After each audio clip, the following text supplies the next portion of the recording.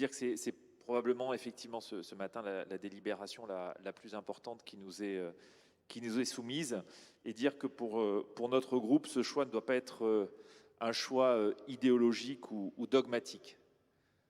Nous pensons qu'il y a des bonnes régies et des mauvaises DSP, et des bonnes DSP et des mauvaises régies.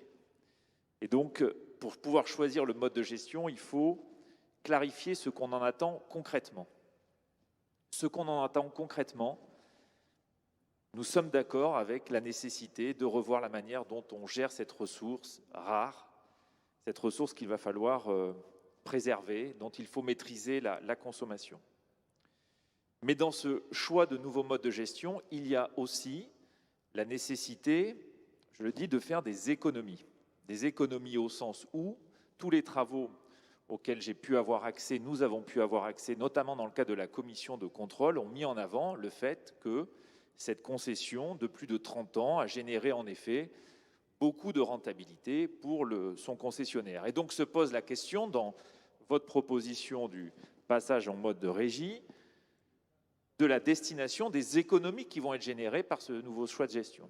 Cette rentabilité qui était aujourd'hui acquise au concessionnaire, à la rentabilité de son capital, se pose la question de comment on la partage. Comment on la partage. Dans votre proposition initiale, il n'y avait pas l'objectif de partager cette économie avec les habitants de la métropole, les consommateurs, à travers un objectif de baisse de prix. Puisqu'à travers ce choix de mode de gestion, je pense qu'on a l'opportunité de faire baisser les prix.